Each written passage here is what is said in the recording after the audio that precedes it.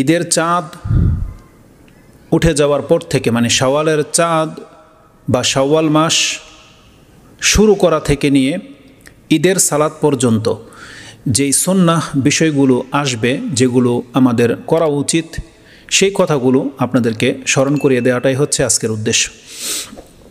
যদিও এই সম্পর্কে আপনাদের যথেষ্ট কিছু জানা আছে, তবে আমি স্মরণার্থে এই কথাগুলো উল্লেখ করব এবং প্রত্যেকটা কথার পেছনে আমি এক একটা করে দলিল পেশ করার চেষ্টা করব। প্রথমে যে কাজটি আমাদেরকে করতে হবে সেটা হচ্ছে শাওয়াল মাস শুরু হলো কি হলো না তা নিশ্চিত হওয়া। আর শাওয়াল মাস নিশ্চিত হওয়ার জন্য দুটি পন্থা রয়েছে। একটি হলো নিজের চোখে চাঁদ দেখতে পাওয়া, অথবা চাঁদ কেউ দেখেছে বিশ্বস্ত সূত্রে সেই সংবাদ পাওয়া। এই দুইটার কোনো একটি হলে আমাদের রমজান মাস পুরা হয়ে যাবে এবং আমরা তার পরের দিন ইফতার করতে পারবো, মানে আমাদের শাওয়াল মাস শুরু হয়ে যাবে। আর যেই দিনটি আমাদের জন্য ঈদের দিন ধার্য করা হয়েছে, এটা হলো একটা পন্থা। দ্বিতীয় আরেকটা পন্থা হচ্ছে, যদি আমরা নিজের চোখে চাঁদ দেখতে না পাই বা আমরা কারো কাছে খবরও না পাই, তাহলে আমাদের আরেকটা পন্থা হলো রমজান মাসকে 30 দিন দ্বারা পূর্ণ করা।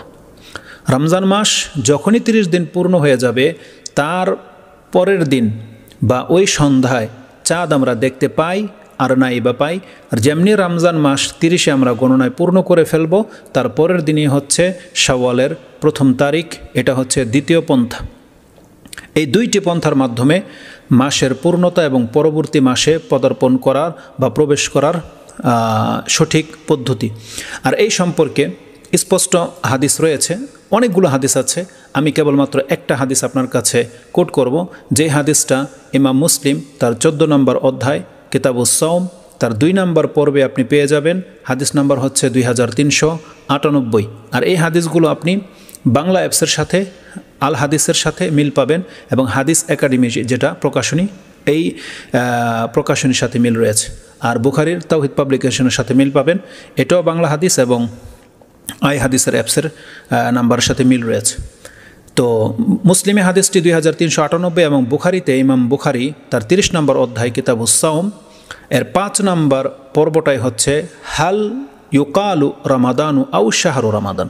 এই পর্বে এনেছেন 1990 নম্বর হাদিস, এবং ইমাম বুখারি তার 11 নম্বর পর্বে ইজা রাআইতুমুল হিলালা ফাসুমু, এই অধ্যায়টায় ওই হাদিসগুলো নিয়ে এসেছেন। হাদিস নাম্বার হচ্ছে 1907, ওটা ছিল 1900, তার মানে 1900, 1901, 2, 3, 4, 5, 6, 7 এই হাদিসগুলোতে আপনি চাঁদ দেখা সংক্রান্ত বিষয়গুলো পাবেন। তাতে আব্দুল ইবনে ওমর রাদিয়াল্লাহু তাআলা আনহুমা থেকে একটি হাদিস কোট করা হয়েছে। তিনি বলছেন, সামিয়াতু রাসূলুল্লাহি সাল্লাল্লাহু আলাইহি ওয়াসাল্লাম ইয়াকুল ইজা রাআইতুমুহু ফাসুমু, চাঁদকে ইঙ্গিত করা হয়েছে এখানে। যখন তোমরা এটাকে দেখে নেবে, ফাসুমুহু, সিয়াম রাখবে। ওয়াইজা রাআইতুমুহু, আর যখন তোমরা এই চাঁদকে আবার দেখতে পাবে, ফাফতিরু, তখন ইফতার করবে। তার মানে তারপরের এই চাঁদটাই হচ্ছে আমাদের ঈদের চাঁদ। ফাইন গুম্মা আলাইকুম, এই চাঁদ যদি দেখতে আমাদের মধ্যে কোনো বাধা সৃষ্টি হয়, আড়াল হয়ে যায়, মেঘ ঢেকে নেয়, আলাইকুম ফাকদিরু লাহু, তাহলে এই মাসকে তোমরা পূর্ণ করে নাও। আমরা জানি আরবি মাস পূর্ণতা হয় 30 তারিখ, মানে 30 দিনে পরিপূর্ণ মাস হয়, 30 দিন কখনোই ওভার হয় না। তো এই হাদিসটি ইমাম বুখারী এবং মুসলিম এনেছেন। ভিন্ন ভিন্ন শব্দে ফাকদিরু লাহু এই স্থলে আরও স্পষ্ট শব্দ হচ্ছে ফাআকমিলুল ইদ্দাতা সালাসিন, তোমরা রমজান মাসকে বা যে কোনো মাসকে তার পরবর্তী মাসে পৌঁছতে হলে কি করতে হবে? ফা আকমেলু আল ইদ্দাতা সালাসিনা, 30 দিন গণনা করে পূর্ণ করে নিতে হবে। আর আমরা অনেক পূর্বে একটা বক্তব্য বলেছিলাম যে শাওয়াল মাসের দিনগুলোকে যথাযথ গণনা করলে রমজান মাস পেয়ে যাব, আর রমজান মাস যথাযথভাবে গণনা করলে 30 দিন কবে হবে এটা আমরা সহসাই পেয়ে যাব। তা রমজান মাসকেও 30 দিনে পূর্ণ করলে আমরা শাওয়াল মাসে পৌঁছতে পারতেছি। এই মর্মে হাদিস ইমাম বুখারী 1907 নম্বরে রয়েছে। মুসলিমে আর কি ভাষা এসেছে?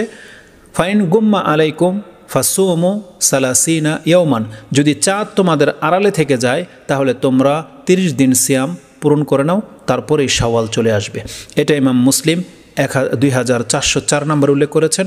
তারপরের হাদিসটা হচ্ছে ফাউদ্দু সালাসিনা, তাহলে রমজানকে তোমরা 30 দিনে গণনা করে নাও, এটা 2405 রয়েছে। তো কথা হচ্ছে যে স্পষ্ট হাদিসের মধ্যে এটা হচ্ছে রাসূল সাল্লাল্লাহু আলাইহি ওয়াসাল্লামের ভাষা যে আমরা রমজানকে কিভাবে পূর্ণতা করব এবং তারপরে শাওয়াল কিভাবে পেয়ে যাব। তো আলহামদুলিল্লাহ এই দিক নির্দেশনার উপরে ভিত্তি করেই এবছর আমাদের দেশ এবং আরব দেশগুলোতে এমনটাই হয়েছে যে তারা কেউ 29-এ রমজানে চাঁদ দেখতে পায়নি বিদায় তারা রমজানকে 30 দিনে পূর্ণ করেছেন, 30 দিনে পূর্ণ করেছেন এবং ঘোষণা হয়েছে আগামীকাল বৃহস্পতিবার সৌদি আরবে ঈদ হবে এবং আমাদের ঈদ আলহামদুলিল্লাহ শুক্রবার দিন পড়েছে, জুমার দিন আমাদের ঈদ পড়েছে। তো সাধারণত এই দুইটি পন্থার মাধ্যমে এক মাস থেকে আরেক মাসের মধ্যে পদার্পণ করা যায়, প্রবেশ করা যায়। তো এটা একটা চমৎকার দিক নির্দেশনা রাসূল সাল্লাল্লাহু আলাইহি ওয়াসাল্লামের। তা আমরা এই বছর রমজান মাসকে 30 পুরো করেই আমরা এখন শাওয়াল মাসে প্রবেশ করতেছি।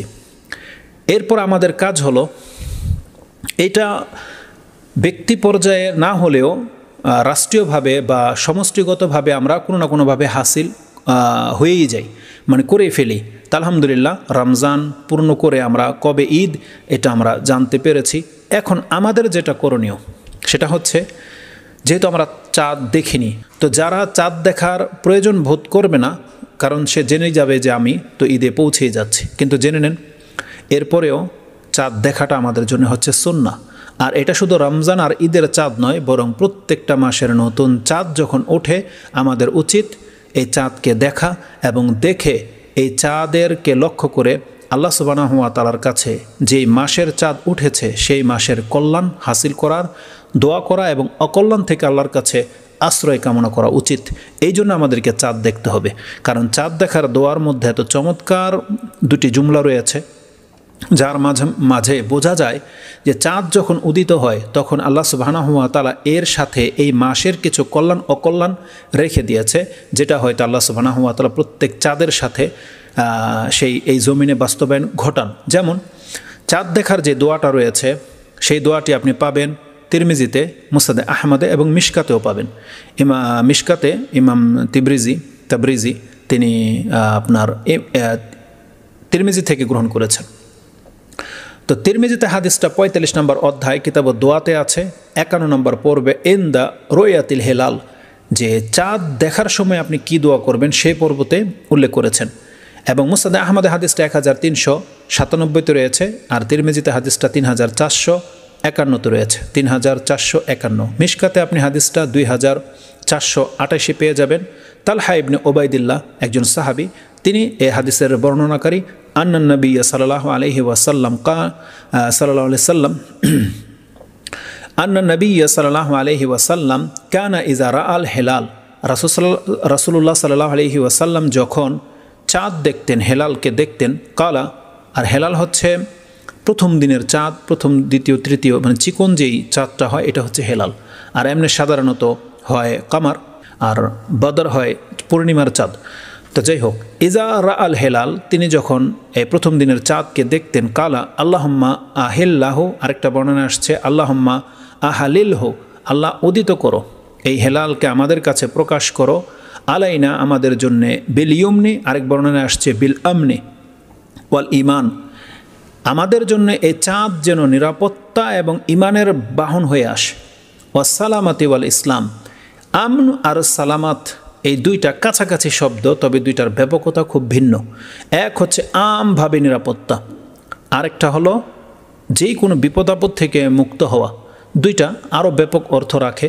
তাহলে এই হাদিসের মধ্যে আসছে দোয়ার মধ্যে কি, যে একজন ব্যক্তি বলবে আল্লাহুম্মা আহালিলহু বা আহিল্লাহু আলাইনা বিল ইয়ুমনি ওয়াল ইমান ওয়াসালামাতি ওয়াল ইসলাম রাব্বি ওয়া রাব্বুকাল্লাহ, এবং সে চাঁদের দিকে তাকিয়ে যেহেতু দোয়াটা পড়েছে, এই জন্য রাসূলুল্লাহ সাল্লাল্লাহু আলাইহি ওয়াসাল্লাম শেষ বাক্যে তাওহীদকে জুড়ে দিয়েছেন যে আমি মূলত চাঁদের থেকে চাচ্ছি না, বরং চাঁদকে ইন্ডিকেট করে বলা হচ্ছে রব্বি ওয়া রাব্বুকাল্লাহ, আমার এবং তোমার প্রতিপালক হচ্ছেন আল্লাহ। যেহেতু দোয়াটা চাঁদের দিকে তাকিয়ে করা হয়, তাই কেউ যেন এটা না ভাবে যে আমরা চাঁদের কাছে চাচ্ছি বা চাঁদ কল্যাণ অকল্যাণের মালিক নয়। এই শেষের জুমলাতে সেই দিকে ইঙ্গিত করা হয়েছে। তো আমার এবং এই চাঁদের মালিক হচ্ছেন আল্লাহ, সেই মালিকের কাছে আমরা চাবো। কি চাইবো তাহলে চাঁদ দেখে? যে আল্লাহ এই চাঁদ বা এই মাসের শুরুর দিনটাই যেন আমাদের জন্য কি হয়, নিরাপত্তা এবং ইমানের বার্তা হয়ে আসে, এবং যেই কোনো বিপদ আপদ বা যা কিছু ঘটে তা থেকে যেন আমি পরিত্রাণ বা মাহফুজ সেফ থাকি, এবং আমার জন্য যেন ইসলামের বার্তা হয়ে আসে এই চাঁদ। তার মানে এই মাস যেন আমার ইমান এবং ইসলাম ধ্বংস না হয়, আর আমি কোনো বিপদ আপদে পতিত না হই। তাহলে এইভাবে রাসূলুল্লাহ সাল্লাল্লাহু আলাইহি ওয়াসাল্লাম শুরুতেই, মাসের শুরুতে আমাদেরকে শিক্ষা দিয়েছেন যেন করে আমরা আল্লাহ সুবহানাহু ওয়া তাআলার কাছে কল্যাণকামী হই এবং অকল্যাণ থেকে আশ্রয় চেয়ে নিই। ইনশাআল্লাহুল আজিজ যারা এটা নিয়মিত করবে, আশা করা যায় আমরা এর প্রতিফল আমাদের জীবনে ঘটবে, এমনটাই আমরা প্রত্যাশা করি। এই সাথে স্মরণ করিয়ে দিই, আমরা যারা হয়তো মিডিয়ার মধ্যে বেশি ঘোরাফেরা করেন তারা হয়তো দেখতে পাচ্ছেন যে বহির্বিশ্বে মুসলিমদের সাথে কত রকমের জুলুম হচ্ছে, বিশেষ করে ফিলিস্তিন। তাহলে আজকে আমাদের নিরাপত্তা কত বড় নিয়ামত হয়ে আছে। আজকে আমরা নিরাপত্তার সাথে এই বাংলার জমিনে বসবাস করতেছি, যার ফলে আমরা মসজিদে গিয়ে সালাত আদায় করতে পারতেছি নিরাপত্তার সাথে, যখন যে কোনো ইবাদত করতে পারতেছি, আমাদের কোনো বাধাবিঘ্ন নাই। তো এই নিরাপত্তা যদি আল্লাহ সুবহানাহু ওয়া তাআলা আমাদের কাছ থেকে ছিনিয়ে নেয়, তখন আমরা কিন্তু খুব বড় ধরনের বিপদে পড়ে যাব। এই জন্য আল্লাহ সুবহানাহু ওয়া তাআলার কাছে শুকরিয়া আদায় করতে হবে, এবং আমাদেরকে আল্লাহ সুবহানাহু ওয়া তাআলার কাছে প্রতিনিয়ত এই নিরাপত্তার জন্যে আবদার করতে হবে, দোয়া করতে হবে। এবং পাশাপাশি আমাদের ওই সমস্ত মুসলিম ভাইদের জন্য দোয়া করি আমরা, যে আল্লাহ যেন তাদেরকে নিরাপত্তা খুব শীঘ্রই নিরাপত্তা দিয়ে দেয়, এবং বদ এবং যত অমুসলিম আছে এ বিশ্বে, যারা মুসলিমদের শত্রু, ইসলামের শত্রু, তাদেরকে যেন আল্লাহ সুবহানাহু ওয়া তাআলা লাঞ্ছিত করে এবং মুসলিমদেরকে বিজয়ী দান করে, আমরা এই প্রত্যাশাই করি, এবং এই দোয়াই আমাদেরকে প্রতিনিয়ত আল্লাহর কাছে করতে হবে, এবং এর জন্য আমাদেরকে প্রিপারেশন নিতে হবে। আলা কুল্লি হাল, এটা ভিন্ন একটা সাবজেক্ট। ইনশাআল্লাহুল আজিজ এই নিয়ে আমরা পরবর্তী ভিন্ন কোনো একটা টপিক্সে আলোচনা করব। তো চাঁদ দেখে আমাদেরকে দোয়া করা, এটা ছিল আমাদের প্রথম কাজ। এই জন্য ঈদ শুক্রবার দিন হবে, এটা জেনে নেওয়ার কারণে যে আমরা চাঁদ দেখব না তা নয়, বরং আপনি চেষ্টা করবেন চাঁদের দিকে তাকিয়ে চাঁদকে দেখা, না দেখতে পান তারপরের দিন যখনই দেখবেন আপনি দোয়াটা করে নিন। তারপরে যখনই ঈদের ঘোষণা হয়ে যাবে, এরপরে সর্বপ্রথম যখন আমরা জেনে গেছি যে জুমার দিন আমাদের ঈদ, তাহলে জুমার রাত যেটা আগামী বৃহস্পতিবার, এই দিনটা পার হলে যে সন্ধ্যা আসতে যাচ্ছে, এটি হলো আমাদের ঈদের প্রথম রাত। এই ঈদের রাতে আমাদের কি করা উচিত? যেমনি আমরা এই রাতে পদার্পণ করব, আমাদেরকে তাকবীর পাঠ করা উচিত, এবং এই তাকবীর চলতে থাকবে ঈদের সালাত পর্যন্ত, এবং সারাদিন যখন খুশি তখন আমরা এই তাকবীর পাঠ করব। এই তাকবীর সম্পর্কে আল্লাহ সুবহানাহু ওয়া তাআলা কোরআনে ইঙ্গিত করেছেন। 2 নম্বর সূরার 185 নম্বর আয়াতে আল্লাহ সুবহানাহু ওয়া তাআলা বলেন, ইউরিদুল্লাহু বিকুমুল ইউসরা ওয়ালা ইউরিদু বিকুমুল উসরা ওয়ালিতুকমিলুল ইদ্দাতা ওয়ালিতুকাব্বিরুল্লাহ আলা মা হাদাকুম ওয়ালাআল্লাকুম তাশকুরুন। আল্লাহ সিয়ামের যেই বিধিবিধান আমাদের উপরে নাজিল করেছেন, আল্লাহ সুবহানাহু ওয়া তাআলা বলেছেন যারা এই রমজান মাস পেয়ে যাবে তারা সিয়াম রাখবে, যারা সফরে চলে যাবে তারা পরবর্তীতে সিয়াম রাখবে, যারা অসুস্থ হয়ে যাবে তারা পরবর্তীতে সুস্থ হয়ে সিয়াম রাখবে, এবং সেটা গণনা করে রাখবে বিভিন্নভাবে। আর যারা একেবারে অপারক তারা ফিদিয়া দেবে। এইভাবে বিভিন্ন আমাদেরকে দিক নির্দেশনা দেওয়া হয়েছে। এটা করে আল্লাহ সুবহানাহু ওয়া তাআলা এবং 12 মাসের মাঝে মাত্র এই 1 মাস সিয়াম ফরজ করেছেন, তাও আবার দিনের বেলায়, রাতের বেলায় আমাদের জন্য খানাপিনা জায়েজ করেছেন। এই প্রত্যেকটা বিধান আল্লাহ নাজিল করে দিয়ে এবং এই তৌফিক আমাদেরকে দিয়ে আল্লাহ বলতেছেন, ইউরিদুল্লাহু বিকুমুল ইউসরা, আল্লাহ চেয়েছেন তোমাদের জন্য সহজ, ওয়ালা ইউরিদু বিকুমুল উসরা, আল্লাহ তোমাদের জন্য কঠিন কিছু চাননি, ওয়ালিতুকমিলুল ইদ্দাতা, আর আল্লাহ চেয়েছেন এইভাবে যাতে করে তোমরা একটা সময়কে গণনায় পূর্ণ করতে পারো, ওয়ালিতুকাব্বিরুল্লাহ আলা মা হাদাকুম, আর আল্লাহ যে তোমাদেরকে এই হেদায়েত করেছেন, হেদায়েতের পথ দেখেছেন, এর কারণে তোমরা আল্লাহর বরত্ব ঘোষণা করবে, এটা আল্লাহ চেয়েছেন। আল্লাহ আমাদের কাছ থেকে কোনো নিয়ামত বা কোনো রিজিক চান না, আমরা আল্লাহর পক্ষ থেকে রিজিক প্রাপ্ত হচ্ছে, তৌফিক আল্লাহ আমাদেরকে দিয়েছে, এবং এর বিনিময়ে আল্লাহ আমাদেরকে জান্নাতে সুউচ্চতর স্থান দেবে। কিন্তু আল্লাহ সুবহানাহু ওয়া তাআলা কী চেয়েছেন? শুধুমাত্র বিনিময়ে আমরা আল্লাহর বরত্ব ঘোষণা করব, বরত্ব আল্লাহর প্রশংসা করব, অন্য কোনো ব্যক্তির গুণগান নয়, আমরা কেবল আমাদের রবের বরত্ব এবং পবিত্রতা ঘোষণা করব। আল্লাহ বলছেন, ওয়ালিতুকমিলুল ইদ্দাতা ওয়ালিতুকাব্বিরুল্লাহ আলা মা হাদাকুম, আর এই তাকবীর পাঠটা হলো আমাদের হিদায়তের জন্য। কি হিদায়ত? এই যে আমরা যে রমজান মাস ইবাদত করতে হবে, এই হিদায়তের পথে যে আমরা ছিলাম, এবং কদরের রাত আমাদেরকে জানানো হয়েছে রমজানের শেষ দশকে হবে, এবং আমরা প্রচেষ্টা করেছি, এই হিদায়ত আল্লাহর পক্ষ থেকে। আল্লাহ বলছেন, তাই তোমরা কি করো? আল্লাহর বরত্ব ঘোষণা করো, ওয়ালা আল্লাকুম তাশকুরুন, এবং যাতে করে তোমরা এর মাধ্যমে শুকুরগুজার বান্দা হতে পারো। শুকরিয়া আদায় করতে পারো। তার মানে আল্লাহ সুবহানাহু ওয়া তাআলার এত বড় হিদায়াতের মাধ্যমে শুকরিয়া কিভাবে আদায় হবে? আল্লাহ সুবহানাহু ওয়া তাআলার বরত্ব তাকবীর এবং তার তাহমিদ পাঠ করার মাধ্যমে। এবার আসুন এই ক্ষেত্রে সুন্নত কি, তাকবীরগুলো কিভাবে দিলে সুন্নত আদায় হবে? নারী এবং পুরুষ সকলের সশব্দে তাকবীর পাঠ করা হচ্ছে সুন্নাহ, প্রত্যেকের জন্যে সশব্দে তাকবীর পাঠ করা। কিন্তু নারীদের ক্ষেত্রে, মহিলাদের ক্ষেত্রে যেহেতু পর্দার একটা ব্যাপার রয়েছে, তাই তাদের কণ্ঠটাকেও ওইভাবে সীমার মধ্যে রাখতে আদেশ করা হয়েছে। তাই তারা নির্জনে নিজের কক্ষে তারা সশব্দে তাকবীর পাঠ করবে, রাস্তাঘাটও করবে, কিন্তু যেখানে জনগণ রয়েছে বা গ্যাদারিং রয়েছে বা গায়রে মাহরুম পুরুষরা রয়েছে, সেখানে তারা সশব্দে পাঠ করবে না, চুপে চুপে করবে। কিন্তু আর অধিকাংশ ক্ষেত্রে তারা সশব্দে পাঠ করার মতো সুযোগ পেয়ে যাবে। এবং পুরুষদের জন্য অবশ্যই সুন্নাহ হচ্ছে সেটা মুখে উচ্চারণ করে শুনিয়ে তাকবীর পাঠ করা। এতে আওয়াজ বেরোলে তাতে কোনো আপত্তি নেই, কারণ এই তাকবীরগুলোতে উচ্চ স্বরে তাকবীর বলাটাই হচ্ছে সুন্নাহ, যার যতটুকু তৌফিকে কুলাবে। এমনকি তার তাকবীর শুনে যদি অন্য কেউ তাকবীর পাঠ করে, তাহলে এটা তার জন্য নেকির একটা জারিয়া বা সাবাব হবে, যেটা হজের সময় এই তাকবীরের ক্ষেত্রে সাহাবায়ে কেরামরা এমনটা করতেন। তো তাকবীরের বাক্যটা কি হবে?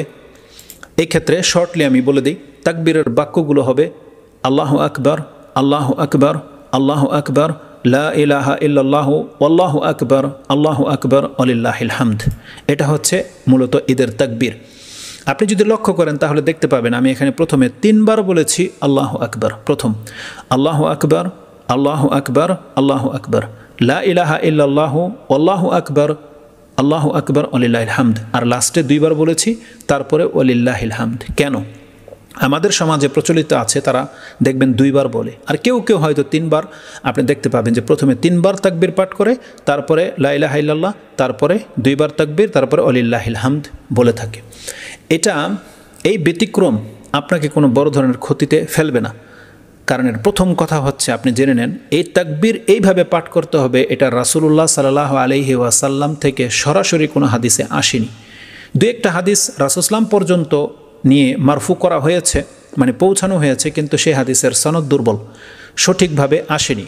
তো রাসূলুল্লাহ সাল্লাল্লাহু আলাইহি ওয়াসাল্লাম থেকে গ্রহণযোগ্য কোনো সহিহ হাদিস নাই যে এটা ছিল রাসূল সাল্লাল্লাহু তাকবীর। তবে এটা প্রায় সাহাবীর থেকে স্পষ্ট প্রমাণ পাওয়া যায়।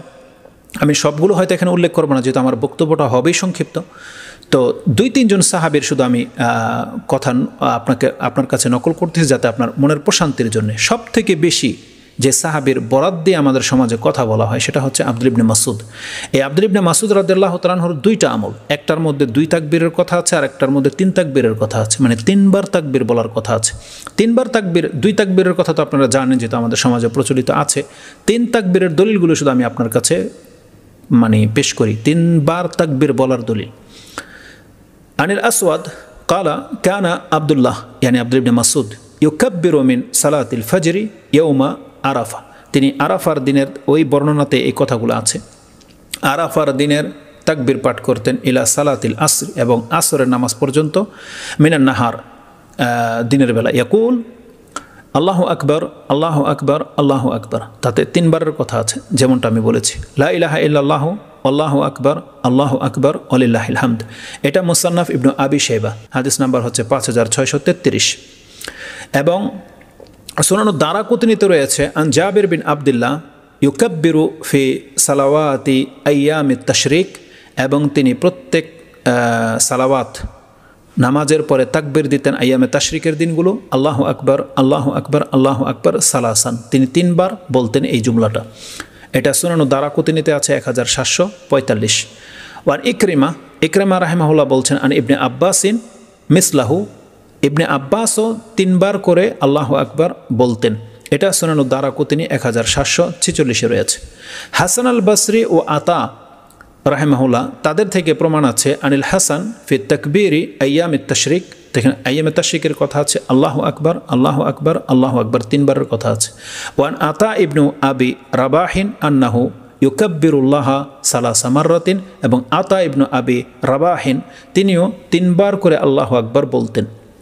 এখন এখানে প্রত্যেকটার মধ্যে হয়তো আপনি কেউ হয়তো এদিকে আপনাকে ইঙ্গিত করে দেবে এটা তো হজের তাকবীর বা এই আইয়ামে তাশরিক, কিন্তু জেনে নেন এটা হচ্ছে তাকবীর, আর এটা হচ্ছে তাহলিল। হজের হচ্ছে তালবিয়া একটা, তাকবীর একটা। তাকবীর হজের সময় যেমন, এই ঈদুল ফিতরের সময়ও তেমন।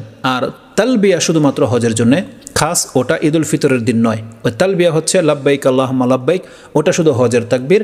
আর ঈদুল আযহা যেটা, ঈদুল আযহা এবং ঈদুল ফিতর, এই দুই ঈদের তাকবীরগুলো হচ্ছে এটা। এটা সুনানুল কুবরা লিল বাইহাকি 6281-তে কোট করা হয়েছে। তো এইটা ছিল মোটামুটি তাকবীর বলার পদ্ধতি, যে আপনি 3 বার বলবেন আল্লাহু আকবার, আল্লাহু আকবার, আল্লাহু আকবার, তারপরে লা ইলাহা ইল্লাল্লাহু আল্লাহু আকবার, আল্লাহু আকবার ওয়ালিল্লাহিল হামদ। এটা যত সংখ্যায় যত বার পড়া যায় এটাই ততটাই কল্যাণকর। এটা মহিলা পুরুষ সবার জন্য। তারপরে 3 নম্বর কাজ যেটা আমাদের শুরু হয়ে যাবে ঈদের সন্ধ্যা যখনই হবে তখন থেকে, সেটা হচ্ছে ফিতরা আদায়। যদিও অনেকে ফিতরা আদায় করে ফেলেছেন, তবে জেনে নেন ফিতরা আদায়ের উত্তম সময় এখন থেকে শুরু। এই 1-2 দিন এবং ঈদের দিনের সালাতের পূর্ব মুহূর্ত, এই সময়টাই হচ্ছে ফিতরা আদায়ের সবথেকে উত্তম সময়। আব্দুল ইবনে ওমর রাদিয়াল্লাহু তাআলা আনহুমা তিনি এই দিনগুলোতে ফিতরা দিতেন, এই আজকাল এবং ঈদের দিন। ইউতিহা কাবলাল ফিতরি বিয়াউমিন আও ইয়াউমাইনে। ইমাম বুখারী রাহিমাহুল্লাহ তিনি 1511-তে কথাটা কোট করেছেন যে আব্দুল ইবনে ওমর 1-2 দিন থেকেই শুরু করতেন এই ফিতরা দেয়া ঈদের দিন পর্যন্ত। তাহলে এটাই হচ্ছে সব থেকে সুন্নতের কাছাকাছি এবং উত্তম পন্থা। আর যারা আরও বেশি সক্ষম বা যাদের হাতে যথেষ্ট সময় আছে, আশেপাশে খুব দ্রুত মিসকিন পেয়ে যাবে খাদ্য রেডি, তারা চাইলে এই ঈদের চাঁদ বা ঈদের দিন সন্ধ্যায় তারা শুরু করবে এবং ঈদের সালাতের পূর্ব মুহূর্তে। বরং ইমাম মালিক বলেছেন আরও উত্তম হবে বা সুন্নতের কাছাকাছি হবে ঈদের দিনের ফজর সালাত পড়ে নেওয়ার পরে ঈদগাহে যাওয়া পর্যন্ত। তার মানে ফজর নামাজ যদি হয় 4:30টায়, তখন থেকে নিয়ে আপনার 6:30 এই 2 ঘন্টার মধ্যে আপনি ফিতরা আদায় করবেন। এটা হচ্ছে সব থেকে বেশি সুন্নতের কাছাকাছি এবং উত্তম। এবং ইমাম মালিক রাহিমাহুল্লাহ তিনি বলছেন ইয়াস্তাহিব্বুনা আইয়ুখরিজু যাকাতাল ফিতরি ইজা তালা আল ফাজরু মিন ইয়াউমিল ফিতরি কাবলা আইয়াগদু ইলাল মুসাল্লাহ। তিনি বলছেন মুয়াত্তা মালিকের মধ্যে 556 নাম্বার হাদিসের বা রেওয়ায়েতের মধ্যে তিনি উল্লেখ করেছেন যে আলেমগণ বিজ্ঞরা পছন্দ করেছেন ফজরের সালাত থেকে নিয়ে ঈদের সালাত পর্যন্ত, ঈদের দিনে এই সময়টার মধ্যে ফিতরা যারা বের করবে তারা উত্তম কাজ করবে। আলা কুল্লি হাল আমাদের জন্য এটা কঠিন হয়ে যাবে। তো আব্দুল ইবনে ওমর রাদিয়াল্লাহু তাআলা আনহুর যে আমলটা পাওয়া যায় এটা সব থেকে বেশি উত্তম, যে তিনি ঈদের 1-2 দিন আগে থেকে শুরু করতেন। তার মানে 29 রমজান, 30 রমজান, তারপর ঈদ। যারা ফিতরা দিয়ে ফেলেছেন তো দিয়ে ফেলেছেন, আর যাদের বাকি আছে খুব দ্রুত এর মধ্যে দিয়ে ফেলেন, কারণ আপনার সময় ঈদের সালাত পর্যন্ত। এরপরে যদি কেউ আদায় করে তারটা ফিতরা হিসেবে গণ্য হবে না। তো আব্দুল ইবনে ওমর আন্না রাসূল সাল্লাল্লাহু আলাইহি সাল্লাম আমারা বি ইখরাজি যাকাতাল ফিতর আন তুওয়াদ্দা কাবলা খুরুজিন নাসি ইলা সালাহ।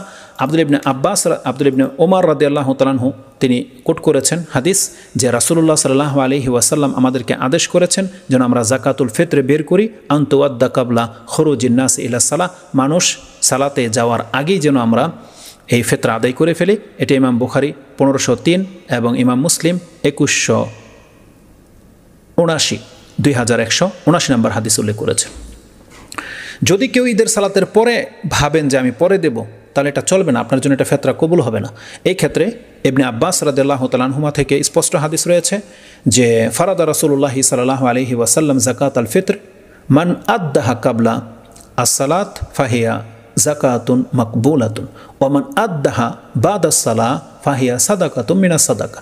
কেউ যদি ঈদের সালাতের আগেই ফিতরা আদায় করে দেয় তাহলে সেটা যাকাতুল ফিতর বা সাদাকাতুল ফিতর হিসাবে যেই নেকি আছে সেটা সে প্রাপ্য হয়ে যাবে, কারণ এটা ফরজ দায়িত্ব। আর যেই ব্যক্তি ঈদের নামাজের পরে গিয়ে আদায় করবে তাহলে সেটা সাদকা হিসেবে, সাধারণ সাদকা দান হিসেবে গণ্য হবে, তার ফরজ দায়িত্ব পালন হবে না। এটা আবু দাউদে 1609 এবং ইবনে মাজাতে হাদিসটা 1827 এবং তারগিব আর তারহিবের মধ্যে 1085তে আপনি পাবেন। এখন আমরা পেলাম ঈদের সন্ধ্যার আমল, সেটা হচ্ছে তাকবীর শুরু হবে, তারপর আমরা ফিতরা আদায় করব। 3 নম্বর একটা তো হচ্ছে চাঁদ দেখার দোয়া বলেছি, তারপর তাকবীর পাঠ করব আর ফিতরা আদায় করব। 4, এই রাতে, ঈদের রাতে আপনি বেশ কিছু বক্তব্য পাবেন নেটের মধ্যে, মাশাল্লাহ অনেক আলখাল্লা জুব্বাওয়ালা কিছু আলেমের দিন এমন মানে ভাব নিয়ে আপনার কাছে বক্তব্য পেশ করবে, এবং তারা এমন কিছু আপনার উদ্ধৃতি দিয়ে কথা বলবে যে ঈদের রাতের বৈশিষ্ট্য সম্পর্কে, যে 5টি রাত রয়েছে যে রাতগুলোতে দোয়া ফেরত দেওয়া হয় না, আর যেই ব্যক্তি ইবাদত করবে তার অন্তর মরে না, তার মধ্যে 2 ঈদের 2 রাত। এইভাবে অনেক বর্ণনা আপনার কাছে পেশ করা হবে। জেনে নেন এই মর্মে একটা বর্ণনাও সহিহ সূত্রে বর্ণিত হয়নি। এগুলোর তাহাকিকে যেমনটা পাওয়া গেছে দেখলাম প্রায়গুলো হচ্ছে অত্যন্ত দুর্বল, আর এমনকি জাল হাদিস পর্যন্ত আছে। অতএব জেনে নেন ঈদের রাতের খাসভাবে কোনো ইবাদত করার প্রতি আমাদেরকে উৎসাহিত করা হয়নি। এই মর্মে কোনো গ্রহণযোগ্য হাদিস আমরা পাচ্ছি না। যারা পেশ করে ওই হাদিসগুলোর বর্ণনাতে অসংখ্য ত্রুটি আছে, সেগুলো থেকে আপনাদেরকে পরহেজ করতে হবে। ঈদের রাতের বিশেষ কোনো ইবাদত আমাদেরকে দেওয়া হয়নি। এই জন্য এই বিষয়টা আমি এখানে থেকেই পাস হচ্ছি, কারণ এর মধ্যে আমার কাছে কোনো দলিল নেই। এবার আসুন ঈদের সকাল। ঈদের দিনের সকাল যেটা হবে, এই ঈদের দিনের সকাল হবে আমাদের ঈদের দিনের জুমার দিনে। তো যেহেতু জুমার দিন ফজরের সালাত, এটা ঈদের সালাত নয়, এটা নতুন একটা এডিশন যোগ করে আপনার কাছে, যেহেতু ঈদের দিনের সকালটা হচ্ছে জুমার সকাল, ফজরের সালাতে আপনার জন্য উত্তম হলো, সুন্নাহ হলো এই সালাত আপনি ফজরের সালাত সূরা আস-সাজদা এবং সূরা আল ইনসান, সূরা দাহার যেটাকে বোঝায় 32 নম্বর সূরা আর 76 নম্বর সূরা, এই 2 সূরা দিয়ে ফজরের সালাত আদায় করাটা হচ্ছে সুন্নাহ। এটা প্রত্যেক জুমার দিন। তো স্মরণ করিয়ে দিলাম, যেহেতু ঈদের দিন পড়ে গেছে, তাহলে এই আমলটাও যেন আপনার লাইফে চলে আসে। যারা একাকী ঘরে মহিলারা বা যারা নামাজ পড়বে তারা তো অবশ্যই এই 2টা দিয়ে পড়ার চেষ্টা করবে। আর ইমামদের জন্য সুন্নাহ হচ্ছে তারা মসজিদের জামাতের মাধ্যমে এই 2 সূরা দিয়ে ফজরের সালাত আদায় করবেন। ঈদগাহে যাওয়া এবং এর আদব। এখন আমরা সকাল যখন হলো, আমাদের ঈদের দিনের মূল কার্যক্রম শুরু। এটা হচ্ছে আমাদের 5ম কাজ। সেটা হচ্ছে ঈদের দিনের সকালে আমরা বের হব ঘর থেকে। এই ক্ষেত্রে সুন্নাহ হচ্ছে ঈদুল ফিতরের মধ্যে কিছু খেয়ে তারপরে বের হওয়া, আর ঈদুল আজহার মধ্যে না খেয়ে বের হওয়াটা হচ্ছে সুন্নত। আর যেটা রোজার ঈদ বলি আমরা, এই ঈদের মধ্যে ঈদুল ফিতর আমাদেরকে কিছু খেয়ে বের হওয়াটা সুন্নত। আর এই ক্ষেত্রে সুন্নাহ হচ্ছে অন্তত বেজোর সংখ্যায় আপনি খেজুর খেয়ে বের হন। এটার সাথে কম্পেয়ার করে মিষ্টান্ন বলা হয় যে মিষ্টি মুখ করে বের হন, আসলে এটা সুন্নাহ নয়। সুন্নাহ হচ্ছে যে কোনো খাদ্য আপনি খেয়ে বের হন, তবে উত্তম হবে আপনার ঘরে যদি খেজুর থাকে তাহলে কমের পক্ষে আপনি 3, 5, 7 বেজোর সংখ্যায় খেজুর খান। এই ক্ষেত্রে একাধিক কিতাবের মধ্যে এই পর্ব পাবেন। আমি বুখারী থেকে কোট করতেছি। ইমাম বুখারী রাহমাহুল্লাহ তার 13 নম্বর অধ্যায় 4 নম্বর পর্বে উল্লেখ করেছেন, আল আকল ইয়াউমুল ফিতরি কাবলাল খুরুজ, বের হওয়ার আগেই ঈদুল ফিতরের দিন কিছু খেয়ে বের হওয়া। এই ক্ষেত্রে আনাস ইবনে মালিকিন কানা রাসূলুল্লাহ সাল্লাল্লাহু আলাইহি ওয়াসাল্লাম লা ইয়াগুদু ইয়াউমাল ফিতরি হাত্তা ইয়াকুলা তামারাতিন।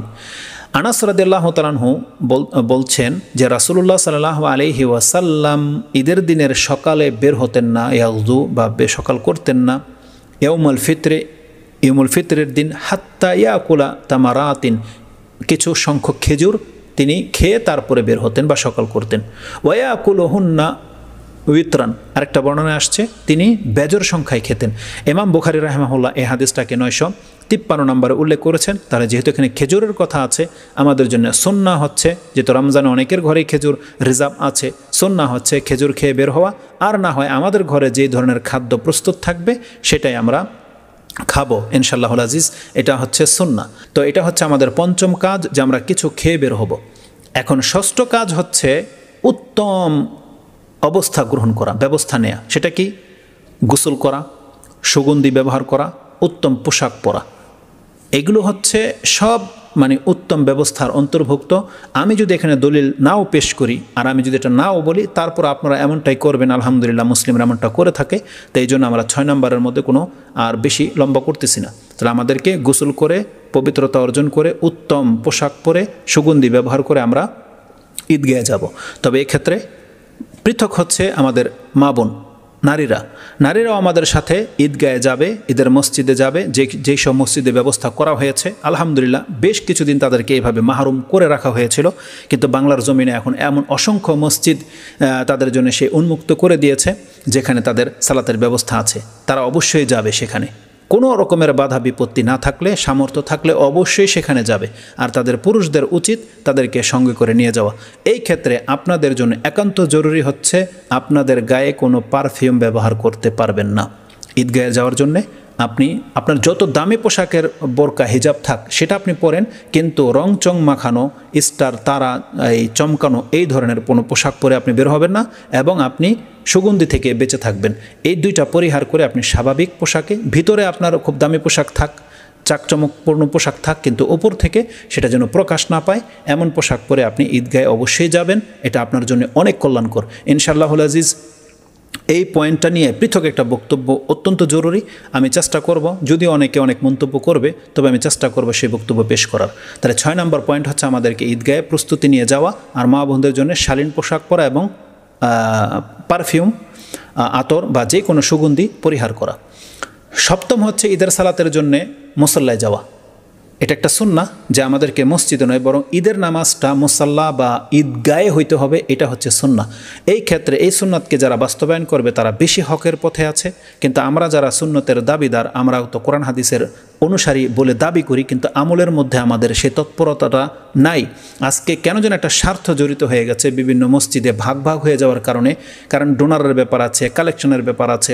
দেখা যায় যে ঈদগাহের মধ্যে না গিয়ে প্রত্যেক যার যার মহল্লার মসজিদে তারা ঈদ আদায় করে নিচ্ছেন, অথচ ঈদগাহে যাওয়া তাদের কোনো বাধা নাই। হয়তো ঈদগাহ আছে, মাঠ আছে, চাইলেই তারা ব্যবস্থা করতে পারতো, কিন্তু যার যার মহল্লার মসজিদ থাকার কারণে তারা এখন সেই দিকে হয়ে গেছে। মুসলিমদের যে একটা ইউনিটি বা এলাকার সমস্ত মানুষগুলো যে এক জায়গায় জড়ো হবে, এই সুন্নতকে তারা ছেড়ে দিয়েছে। এটা মোটে উচিত নয়, বরং রাসূলুল্লাহ সাল্লাল্লাহু আলাইহি ওয়াসাল্লাম ঈদগাহে গিয়ে ঈদের সালাত আদায় করতেন। এই ক্ষেত্রে ইমাম বুখারী থেকে একটা হাদিস কোট করি আমি, 903 নম্বরে আপনি পেয়ে যাবেন, 13 নম্বর অধ্যায়ে। আবি সাঈদ খুদরি কালা কানা রাসূলুল্লাহি সাল্লাল্লাহু আলাইহি ওয়াসাল্লাম ইয়াখরুজু ইয়াউমাল ফিতরি ওয়াল আদহা ইলাল মুসাল্লা। রাসূলুল্লাহ সাল্লাল্লাহু আলাইহি ওয়াসাল্লাম ঈদের সালাতের জন্য মুসল্লায় বের হতেন, সেটা কোরবানির ঈদ হোক অথবা রোজার ঈদ হোক। এটা সহজ ভাষায় আমি আপনাকে বললাম। তবে বৃষ্টির কোনো প্রভাব থাকলে, বৃষ্টি না হলে বা এখন বর্তমানে করোনার কারণে যদি এইভাবে জামাত হতে না দেয়, তাহলে জায়েজ প্রত্যেকের এলাকার মসজিদে তারা ঈদ পড়ে নেবে, যথেষ্ট। কিন্তু কথা হচ্ছে যে উচিত ছিল ঈদগাহে পড়া। তো আমাদের যদি সেই ব্যবস্থা না থাকে আমরা মসজিদে যাব। মসজিদে যাওয়ার জন্য নারীদেরকে আমাদের 7 নম্বর কাজ। 8 নম্বর হচ্ছে আমাদের নারীদেরকে অবশ্যই সাথে নিয়ে যাওয়া, এটা পুরুষদের জন্য কর্তব্য বা দায়িত্ব, এটা তাদের নিয়ে যাওয়া উচিত। এই ক্ষেত্রে শুধু একটা হাদিস আমি এখানে বলবো, আর বলেছি পৃথকভাবে বলবো, সেটা পৃথকভাবে আলোচনা করব। একটা হাদিস শুধু আমি আপনাকে উল্লেখ করি, ইমাম বুখারী রাহিমাহুল্লাহ তার 974 নম্বরে রয়েছে, এটাও 13 নম্বর ঈদাইনের পর্বে তিনি এনেছেন। উম্মে আতিয়া কালাত আমার না নবীনা, আমাদেরকে আমাদের নবীর পক্ষ থেকে আদেশপ্রাপ্ত আমরা হয়েছি বে আন্নুখরিজাল আওয়াতিকা ও জাওয়াতিল খুদুর। আমি বহু হাদিসের মধ্য থেকে শুধু এই হাদিসটা আপনার কাছে কোট করতেছি এই জন্যে, সাহাবা একরামদের মাঝে এমন কিছু মহিলা ছিল যারা কুমারী এবং ঘরের এমন কর্নার ঘরে বাস করত, এমন কক্ষে বাস করত যে তাদেরকে সেই ঘর থেকে কখনো বের হতে দেখা যায়নি, এতটা তারা পর্দা করত। জাওয়াতিল খুদুর বলা হয়েছে। ঈদের সালাতের জন্য রাসূলুল্লাহ সাল্লাল্লাহু আলাইহি ওয়াসাল্লাম বলছেন এমন মেয়েদেরকেও সাথে করে নিয়ে আসার জন্য। এমন বর্ণনা আছে যার ওড়না নাই গায়ে দেওয়ার মতো, সে অন্যের ওড়না ধার করে হলেও সে যেন ঈদগাহে আসে, এমনটা রাসূল ইসলামের পক্ষ থেকে আদেশ ছিল। সেটা তখনও ছিল, এখন কিয়ামত পর্যন্ত এই হুকুম থাকবে। যারা যে সমস্ত হুজুররা বা যারা বলে ফিতনা বা উমুক তুমুক, তারা মূলত হাদিসকে অস্বীকার বলবো না, তারা সাধারণত হাদিস থেকে পরহেজ করে বা নিজের মতটাকে বেশি প্রাধান্য দেয়। তবে কল্যাণ হচ্ছে রাসূল ইসলামের এই আদেশগুলোর উপরে আমল করা। তো যেখানে সম্ভবপর হবে আপনাদের এই নিয়ে করা উচিত, কথা বলা উচিত, এটা আপনাদের অধিকার। তো যাই হোক, এই ক্ষেত্রে যেহেতু মার্কেটের মধ্যে সব কিছুর মধ্যে মহিলাদের অংশ আছে, আর এই ক্ষেত্রে ফিতনা হবে এটা যারা বলে তাদের আকলের মধ্যে সমস্যা আছে। তো যেহেতু আমাদের বড়রা আলহামদুলিল্লাহ যথেষ্ট এই ক্ষেত্রে কথা বলার জন্য, এই জন্য আমি আর বাড়তি তাদের ব্যাপারে কিছু বলতে চাচ্ছি না। তবে এটা আপনাদের অধিকার, এটা আমি বললাম। আপনারা যার যেটা সম্ভবপর হবে সে অবশ্যই ঈদের নামাজের জন্য ঈদগাহে অথবা মসজিদে যাবে। তৃতীয় আরেকটা অপশন হচ্ছে যারা হায়েজওয়ালি মহিলা, যারা ঋতুবতী বা মাসিক যাদের হবে, তারাও যাবে। হাদিসে এটাও আছে। তাদের জন্য কি ব্যবস্থা আছে? যদি ঈদগাহে তারা যায়, তারা যেখানে নারীরা সালাত আদায় করবে সে কাতারে বসবে না, পেছন দিকে বসবে, পৃথক বসবে। পৃথক প্রয়োজনে প্যান্ডেল করে দেওয়া হবে যেখানে তারা থাকবে। কেন তাদেরকে নিয়ে যেতে বলা হয়েছে? তারা মুসলিমদের দোয়াতে অংশ নেবে, তাকবীরে অংশ নেবে। এই যে রাস্তা দিয়ে আমরা তাকবীর বলতে বলতে যে যাব, মহিলারাও তাকবীর পাঠ করবে, মানে নিজে নিজে মনে মনে, উচ্চারণ হয়তো প্রকাশ পাবে না, কিন্তু তাকবীর বলবে এবং দোয়াতে অংশ নেবে। এই বর্ণনাগুলো প্রত্যেকটা হাদিসে আছে, যেটা ইনশাআল্লাহুল আজিজ ওই পৃথক বর্ণনায় উল্লেখ করা হবে। তো মহিলারাও যাবে। এবার আসুন আমাদের নবম যে কাজ, সেটা হচ্ছে সকাল সকাল যাওয়া। এটা আমাদের সুন্নতের অনেকটা বড় একটা খেলাফ কাজ আমরা করে থাকি। আমরা যারা ঈদগাহে যাই বা মসজিদে জামাত করি, আমরা এখানেও হাদিসের খেলাফ আমরা কাজ করি নিজেদের সুবিধার্থে। বলে এলাকাবাসী মানে মহল্লার মুসলিমরা আসবে না, দেরি করে আসে। সুবহানাল্লাহ, যারা কোরআন হাদিসের দাবিদার, আহলে সুন্নাহ ওয়াল জামাত, আহলে হাদিস দাবি করে, তারাও ঠিক একই যুক্তি পেশ করে। তাদেরকে যখন আমরা অ্যাডভাইস করি যে জামাত দিয়ে দেন 6:30, 6:30, 6টায়, তারা হাদিসের উপরে আমল করবে, তাদের অন্তরটা এমনভাবে মরে গেছে, সুবহানাল্লাহ, নিজেদের মতের বাইরে যেন তারা বের হয়ে আসতেই পারতেছে না। অথচ স্পষ্ট দলিল দিয়ে তাদেরকে যখন বোঝানো হয়, তারা মুখে তো স্বীকার করে, কিন্তু কাজের বেলায় সে একই অবস্থা। যেখানে এই খুতবায়, আমার যেখানে খুতবা হবে ঈদের নামাজ, সেখানে তাদেরকে বলা হয়েছে আপনারা 6:30 অথবা 7:45 রোববার যেন না হয়, সুবহানাল্লাহ, সেই জায়গায় তারা 7:45 জামাত দিয়েছে। তার মানে ইচ্ছা করে হাদিস থেকে কিভাবে দূরে থাকবে বা একটা যে বাস্তবায়ন করবে, এই মেন্টালিটি যেন কেন তাদের মধ্যে নাই। বলে মুসল্লিরা আসবে না। আর সে মুসল্লিরা না আসলে আপনার ক্ষতি কী? তাতে আপনার ক্ষতি কী? তো প্রত্যেকটা ব্যক্তি কেন যেন তারা হাদিসের উপরে কেন যেন মানে আমল করাটাকে কি মনে করে তারা জানি না। আল্লাহ সুবহানাহু ওয়া তাআলা তাদেরকে বোঝার এবং এই হাদিসের উপর আমল করার তৌফিক তাদেরকে দান করুন, আমিন। এবং আল্লাহ সুবহানাহু ওয়া তাআলা আমাদের প্রচেষ্টাকে কবুল করুন, যাতে করে আল্লাহ সুবহানাহু ওয়া তাআলা আমাদের এই নির্বুদ্ধিতার কারণে আল্লাহ যেন আমাদেরকে পাকড়াও না করে। তো সকাল সকাল বের হইতে হবে। এই মর্মে ইমাম বুখারী রাহিমাহুল্লাহ তার 13 নম্বর অধ্যায় কিতাবুল ঈদাইনের মধ্যে 10 নম্বর পর্বটা হচ্ছে বাবু তাবকিরি ইলাল ঈদাইন, ঈদ, ঈদের সালাতের জন্য খুব সকাল সকাল বের হইতে হবে। এই পর্বে তিনি একটা অধ্যায় কায়েম করেছেন এবং তিনি বলেন, ওকালা আব্দুল্লাহ ইবনে বুসরিন, আব্দুল্লাহ ইবনে বুসর রাদিয়াল্লাহু তাআলা আনহু থেকে তিনি বলছেন, ইন কুন্না ফারাগনা ফি হাযিহি সাআতি ওয়া যালিকা হিনা তাসবিহ, তোমরা যেই সময়ে ঈদের সালাত কায়েম করে থাকো, আমাদের সময়ে রাসূল সাল্লাল্লাহু আলাইহি ওয়াসাল্লামের সাথে আমরা এই সময় সালাত শেষ করে বাসায় চলে যেতাম, ফিরে যেতাম সালাত শেষ করে। সুবহানাল্লাহ, তার মানে আমাদের সময়টা হচ্ছে দোহায়, আমরা সকাল 9টা, 8টা, 9টা বাজে সালাত থেকে বের হয়ে আসি। আর সাহাবায়ে কেরাম বলতেছে আমরা বের হয়ে আসতাম কখন? হিনা তাসবিহ, মানে যখন আমরা ঈদগাহে যাই, নামাজে যাই, তখন তারা অলরেডি নামাজ থেকে ফারেগ হয়ে যেতেন। তার মানে সকাল 7টা, 8টা বাজে, তখন দুহার সময় হয়ে যায় প্রায়। ইশরাকের সময় হইতে হবে, যখন সূর্যটা উদিত হয়ে গেল, তখনই মূলত ঈদের সালাত হওয়া উচিত, যা আজও আলহামদুলিল্লাহ এখন সৌদি আরবে সেটা হয়। তারা ইশরাকের সময় হলেই সূর্য যখনই উঠে যায় তখনই ঈদের জামাত দাঁড়িয়ে যায়। আর খুব দ্রুত আপনি দেখতে পান, নাহলে খোঁজ নিয়ে দেখেন প্রত্যেকটা ডিস্ট্রিক্টে এর ব্যতিক্রম আপনি পাবেন না। তো কথা হচ্ছে যে খুব দ্রুত হওয়া উচিত ছিল। এই হাদিসটাকে ইমাম বুখারী কোনো নাম্বারিং করেনি, তবে এই হাদিসটা ইবনু মাজাতে এবং আবু দাউদে নাম্বারিংয়ের সাথে এসেছে। আব্দুল্লাহ ইবনে বুসরিন সাহেবা রাসূলুল্লাহি সাল্লাল্লাহু আলাইহি ওয়াসাল্লাম খারাজা আব্দুল্লাহ ইবনে বুসরিন, আব্দুল্লাহ ইবনে বুসর রাদিয়াল্লাহু তাআলা আনহু মানুষের সাথে বের হলেন তার সময়কালে, ফি ইয়ৌমে ঈদুল ফিতর আও আধা, সেটা হয়তো ঈদুল ফিতরের দিন ছিল অথবা আধার দিন ছিল। ফাআনকারা ইবতা আল ইমাম দেরি করে আসছে, আর এটাকে তিনি অপছন্দ করলেন যে ইমাম কেন দেরি করে আসবে, মানে দেরি করে অনেক দেরিতে সালাত আদায় করেছেন। ফাকালা ইন্না কুন্না কাদ ফারাগনা সাআতানা হাজিহি, এই সময় তো আমরা নামাজ পড়ে বাসায় ফিরে যেতাম, তখন নামাজই শুরু হয়নি।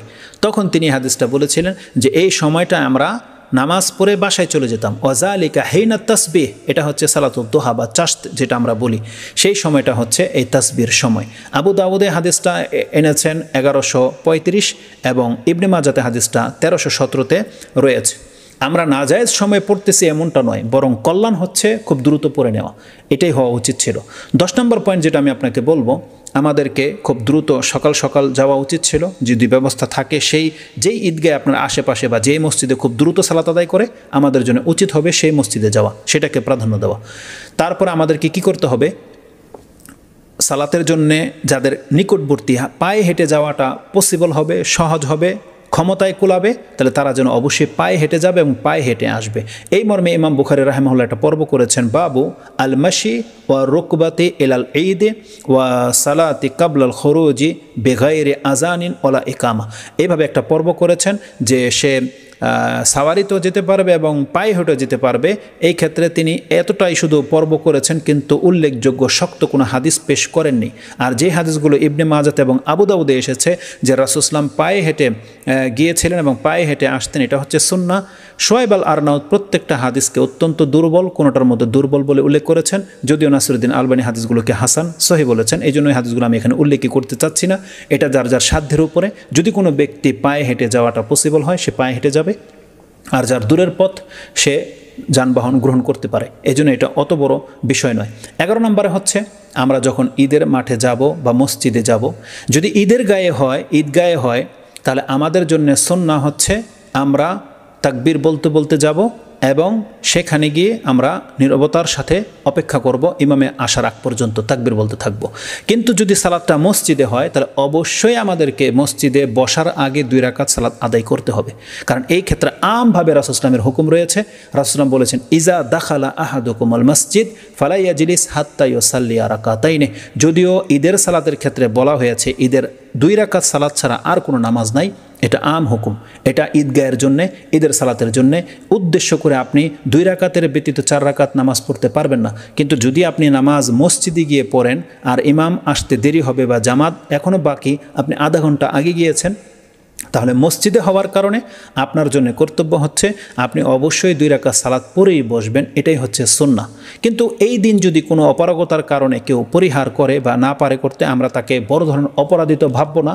তবে আমি সতর্ক করে দিলাম যে আমাদেরকে মসজিদে হলে 2 রাকাত সালাত পড়ে বসা উচিত। তারপরে আমরা শুধুমাত্র 2 রাকাত সালাত পড়ব ইমামের সাথে। সালাতের পদ্ধতি কি হবে সেটা ইনশাআল্লাহুল আজিজ পরবর্তীতে আরেকটা বক্তব্য করা হবে, এবং যারা যেতে পারবে না তারা কিভাবে বাসায় সালাত পড়বে সেটাও বলা হবে।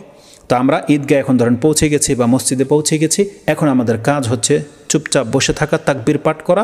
ইমাম যখন সালাত শুরু করে দেবে আমরা সালাত শুরু করব, এবং সালাতের পরে খুতবা আরম্ভ হবে এবং আমরা খুতবা শুনবো। এই খুতবা শোনার ক্ষেত্রে একটা বলে দিই, এই খুতবাটা হচ্ছে সুন্নাহ। এটা জুমার নামাজের খুতবার মতো ফরজ নয়, এটা হচ্ছে সুন্নাহ। এই কথাটা হয়তো অনেকের গায়ে লাগবে যে সুন্নাত বলে দিলাম, তার মানে তো হয়তো অনেকে খুতবা শুনবে না, বেরিয়ে চলে যাবে। জেনে নেন এটাই হলো হক কথা, এটাই হলো হুকুম। এখন কেউ বসলে বসবে, না বসলে না বসবে, এটা নিয়ে আমাদের কোনো মাথা ব্যথা নেই। যার কল্যাণ চায়, যে কল্যাণ প্রাপ্ত হতে চায়, সে বসবে, খুতবা শুনবে। এটাই হচ্ছে রাসূলুল্লাহ সাল্লাল্লাহু আলাইহি ওয়াসাল্লামের আদর্শ। এই ক্ষেত্রে রাসূল স্পষ্ট ভাষায় বলছে, যে চায় খুতবা শুনে বসতে পারে বসবে, আর নাহলে যে যেতে চায় যেতে পারে। এইভাবে স্পষ্ট আম হুকুম রয়েছে। অতএব তবে যারা বসবে তারা একাগ্রতার সাথে বসবে এবং মনোযোগ সহকারে খুতবা শুনবে, কারণ তাতে অনেকটা কল্যাণ রয়েছে। তারপরে আমরা খুতবা শুনে ইমামের সাথে মসজিদ থেকে বের হব। আল্লাহ যেন আমাদেরকে তৌফিক দান করে। এবং 12 নম্বর যেটা পড়ব, আমাদের যাদের দ্বারা সম্ভব আমরা মসজিদ থেকে বা ঈদগাহ থেকে যে রাস্তা দিয়ে প্রবেশ করেছিলাম এর খেলাফ ভিন্ন কোনো রাস্তা দিয়ে বের হব। এটা হচ্ছে আরেকটা সুন্নাহ, রাস্তা পরিবর্তন করা। এই মর্মে ইমাম বুখারী রাহিমাহুল্লাহ পর্ব করেছেন, এবং আপনি একটা হাদিস পেয়ে যাবেন 986-তে, যে হাদিসটায় মুসলিম, আবু দাউদ, তিরমিজি, ইবনে মাজাহ প্রায় হাদিসের কিতাবে আছে। যেহেতু বুখারীতে আছে আমি নাম্বারগুলো কোট করার প্রয়োজন বোধ করি না। জাবির বিন আব্দুল্লাহ কালা কানান নবী সাল্লাল্লাহু আলাইহি ওয়াসাল্লাম ইজা কানা ইয়াউমু ঈদিন খালাফত তারিক। রাসূলুল্লাহ সাল্লাল্লাহু আলাইহি সাল্লাম ঈদের দিন রাস্তাকে পরিবর্তন করে দিয়ে চলতেন। তার মানে যে রাস্তা দিয়ে তিনি নামাজে এসেছেন তার ভিন্ন রাস্তা দিয়ে তিনি বাসায় ফিরতেন বা যেখানে যাওয়ার যেতেন। 986 নম্বরে হাদিসটা পাবেন। মোটামুটি 12টা সুন্নত একবারে, যেগুলো মানে একান্তই আমরা করতে পারবো বা করা জরুরি বলে মনে করি, সেই কথাগুলো আমি আপনার কাছে পেশ করেছি।